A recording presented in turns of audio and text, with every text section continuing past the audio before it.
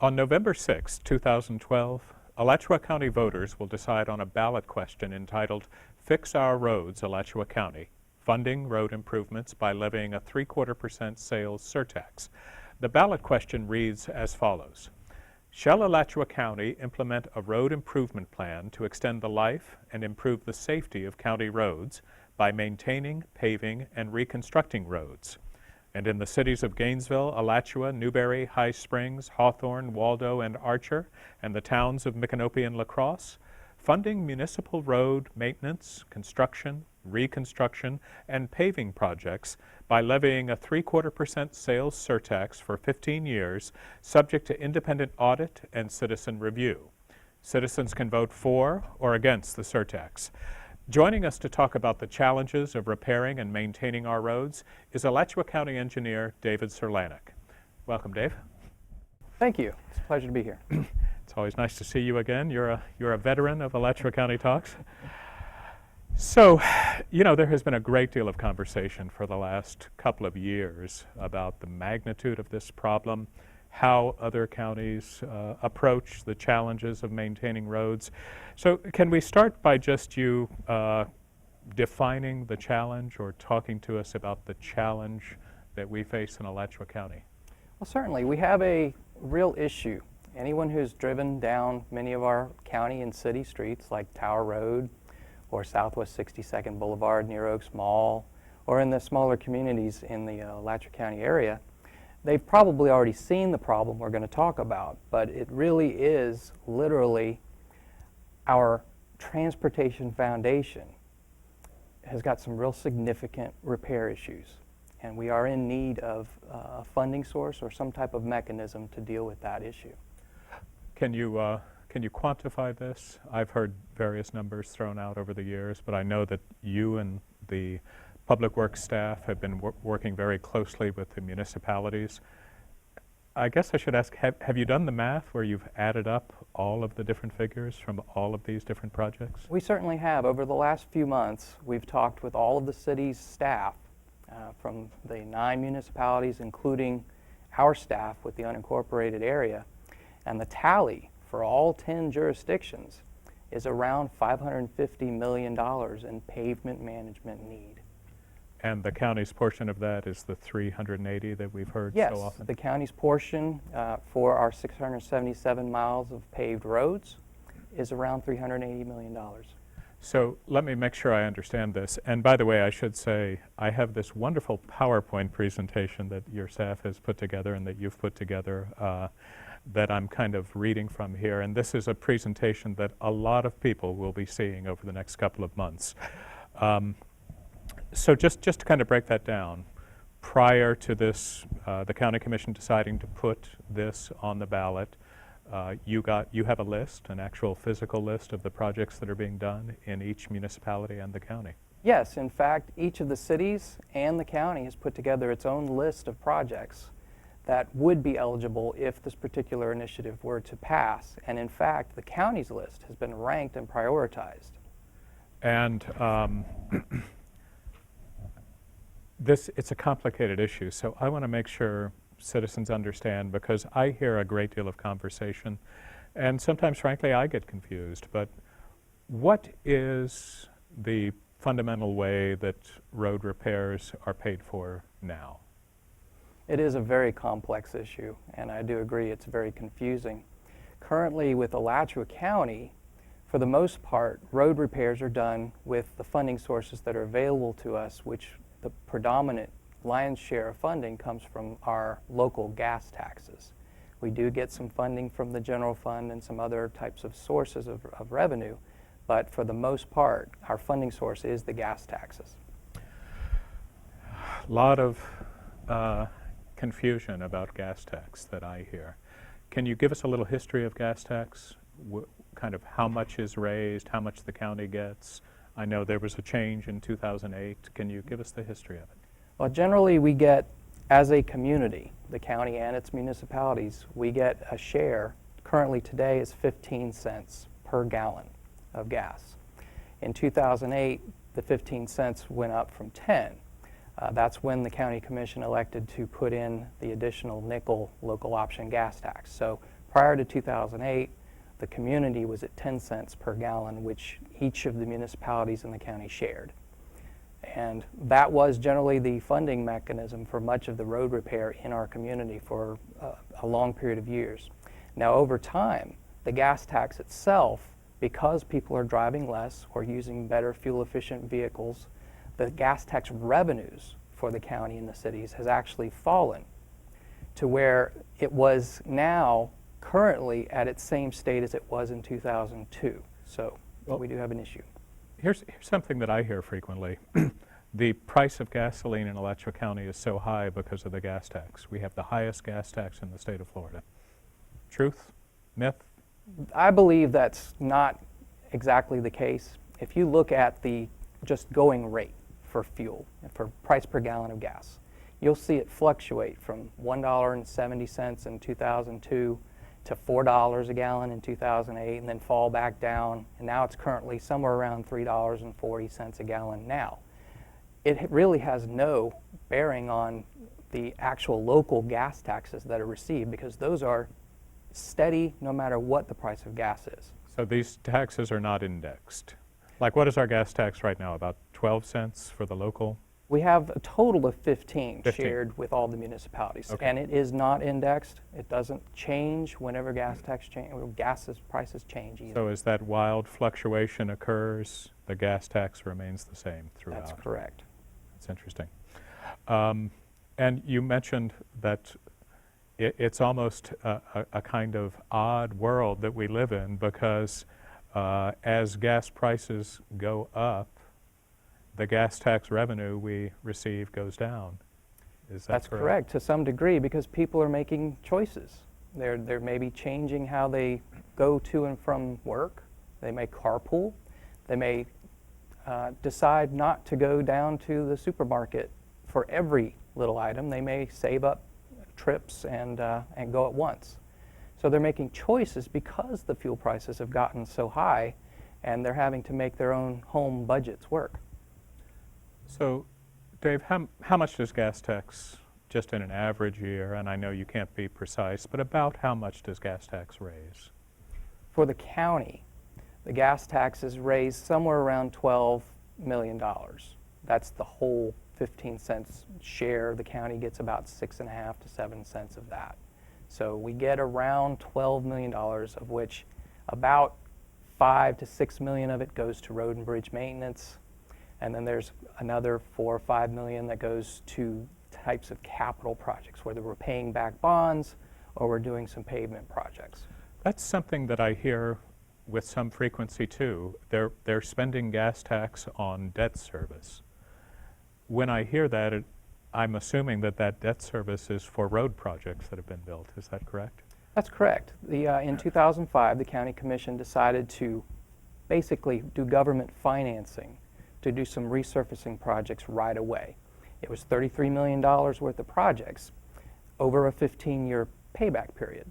So what we did in 2005 was we dedicated $3 million per year to pay back that loan.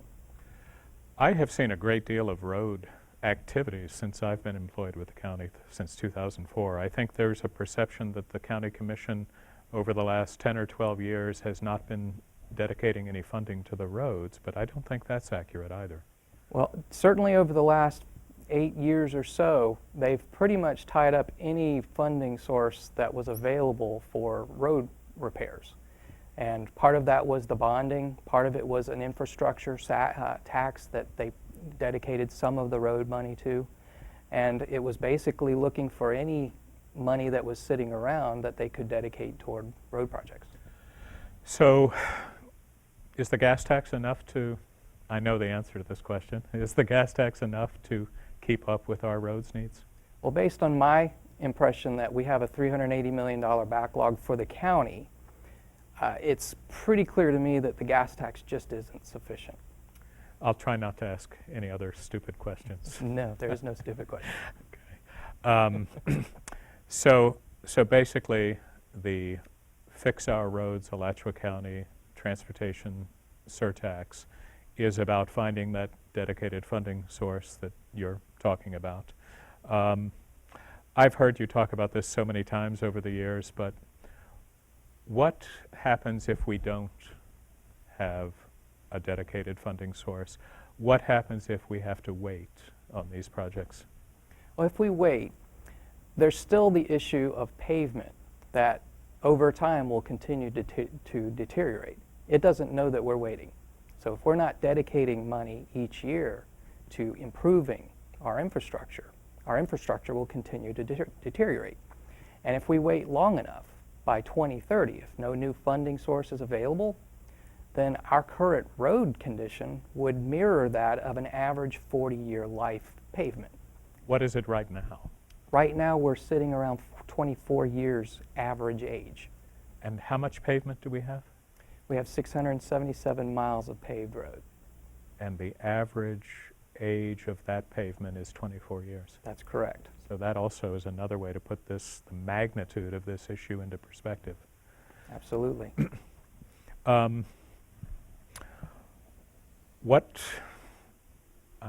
We have Fix Our Roads Alachua County. If the voters decide to pass that, what will the effect of that revenue source be? Well, the details of the revenue source is that there would be an imposed 0.75% sales tax added to the current 6% that the state imposes. And just to be crystal clear, because I've actually heard people think that it's a 75-cent sales tax, it's 0.75 or That's right. 1 or 0.75% of 1 penny for every dollar levied in sales tax. That's right. If it were to go in, then the sales tax that someone would buy an average good for would be 6.75%. Okay. So if you made a $1 purchase instead of $1.06, you'd be paying $1.06, 6.75 cents. Yes, and certainly the state or they have to rounds it round up. down or up. Okay. To follow that a little bit, well, I asked you a question, so I want to let you answer. How much would this raise? We think that based on the current conditions of today's climate, 0.75 cents raised would bring in around $22.5 million for the community. Now that would be shared between all 10 governmental entities, the county and the 9 municipalities. I see. And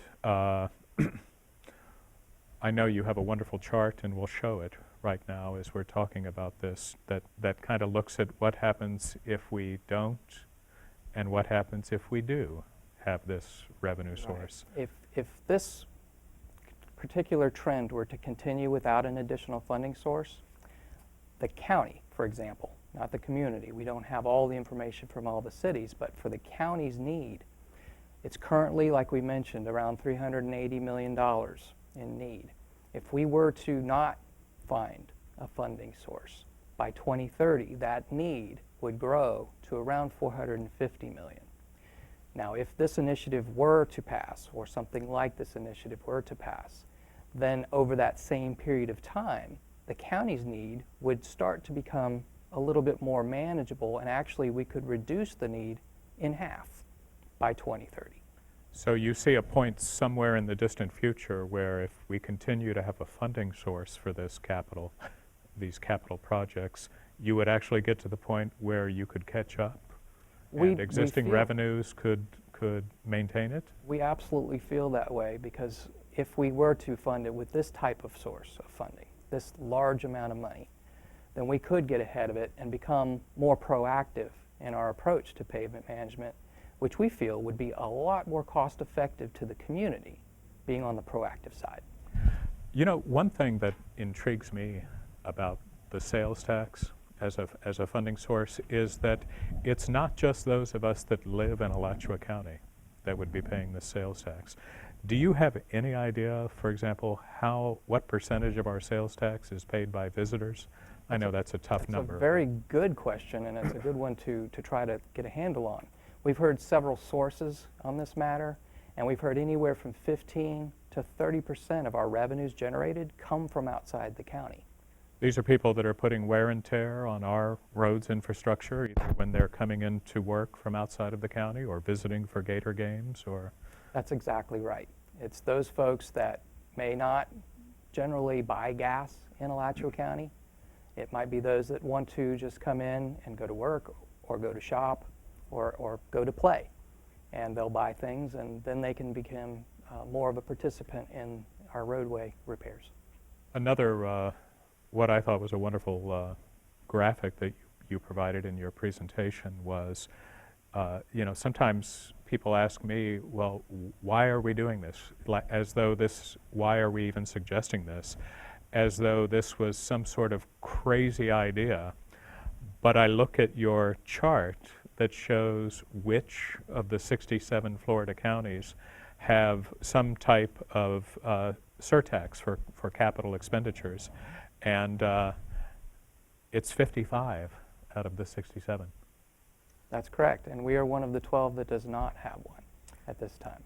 So the legislature almost designed capital, like giant roads projects and expensive building projects and those kinds of things. They designed this sales tax as the funding source to take care of those things. And Alachua County has a pretty good history to look at on this. I know we had the Alachua County Forever, which was the land conservation sales tax that voters approved.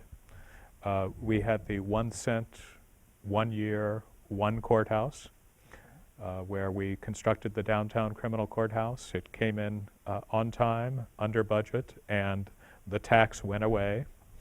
More recently, we had the Wild Spaces Public Places surtax for land conservation and parks and other projects. That was a 2-year, half-penny sales tax that came.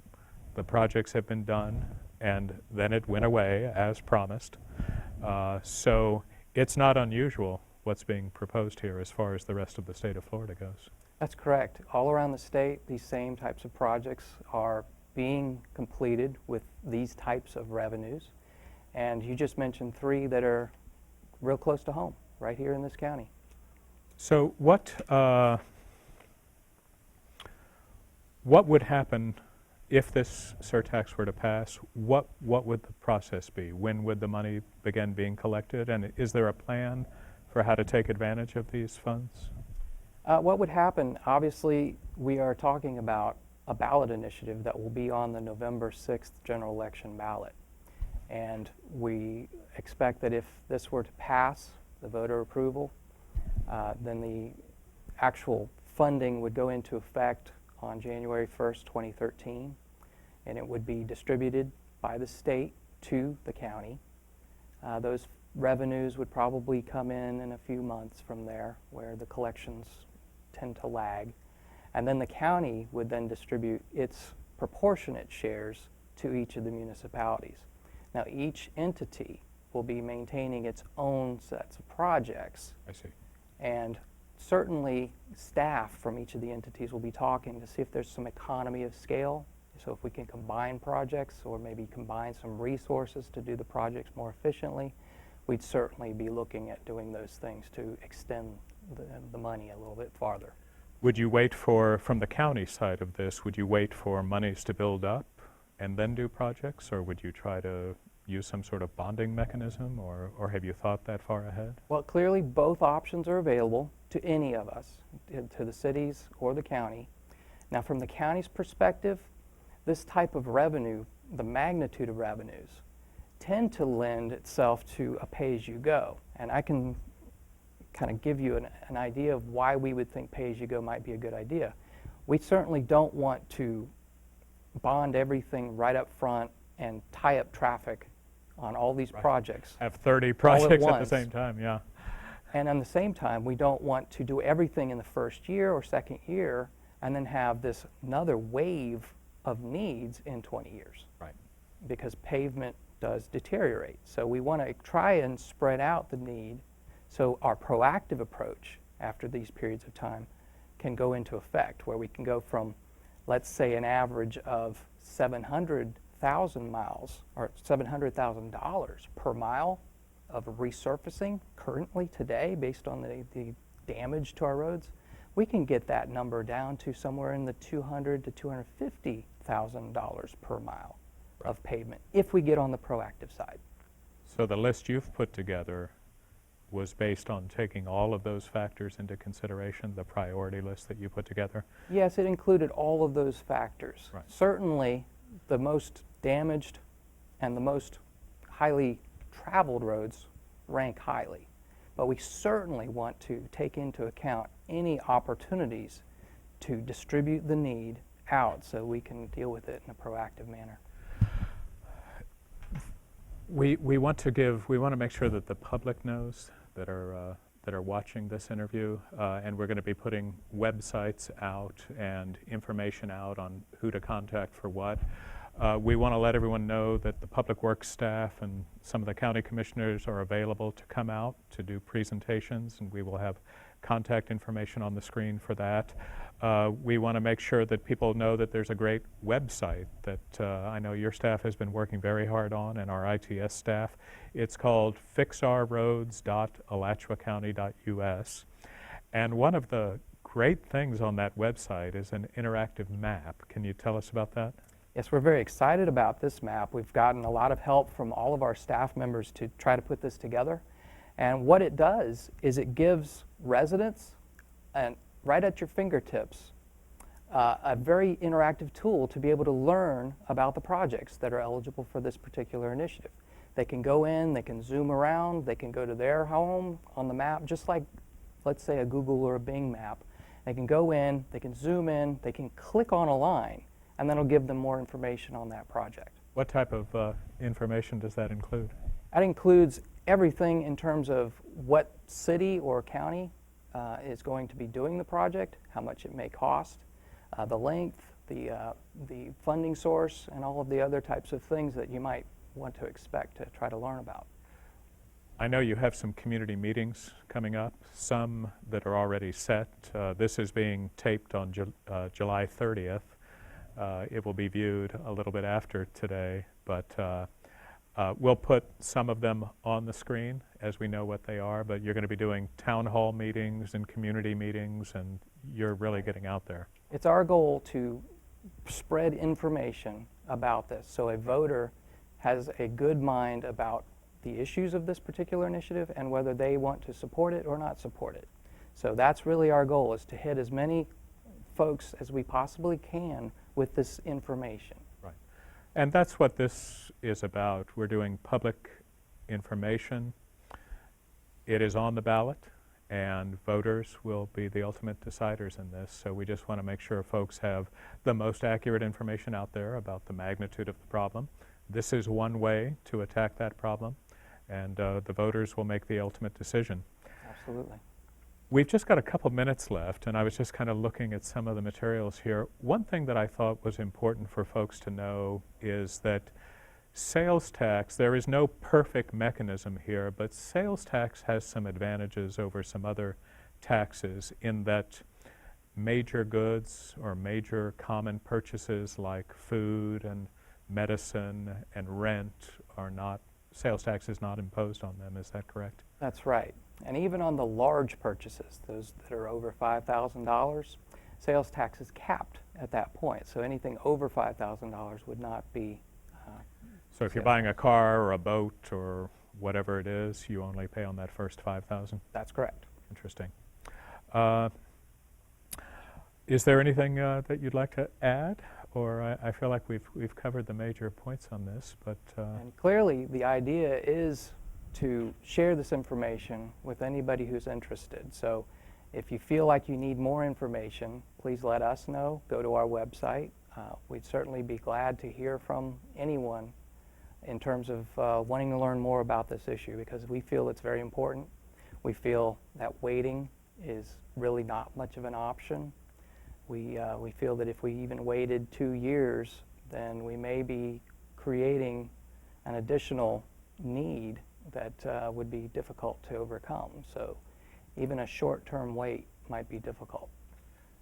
And the one last thing that occurred to me is I want to make sure people understand that when we say county roads, there are many county roads that also run through municipalities, correct? Correct. And if you look at this list, we have roughly around 2,500 eligible projects on this list, and the majority of those projects are in and around cities. You can look at the interactive map, you can look at the map on our presentation, and you can see a very large clumping in each of the municipalities. So if those folks out there think that this is a rural initiative, it is clearly not. It has rural element, but the lion's share of projects are in cities. Well, I know that you and your staff and county staff from different departments have worked very hard on these presentations in this effort, and thank you again for coming on. Thank you. Yeah.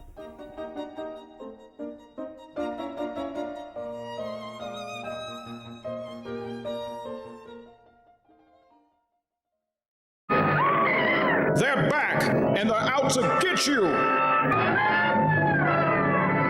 Blood was drained out of their bodies. Fight the bite! There has to be an answer. Use repellent with DEET. Avoid peak mosquito hours, dusk and dawn. You can't go out there. It's almost sunset. Let me go! They're probably night creatures. Wear protective clothing. Drain standing water. For more information, call 352-334-7930.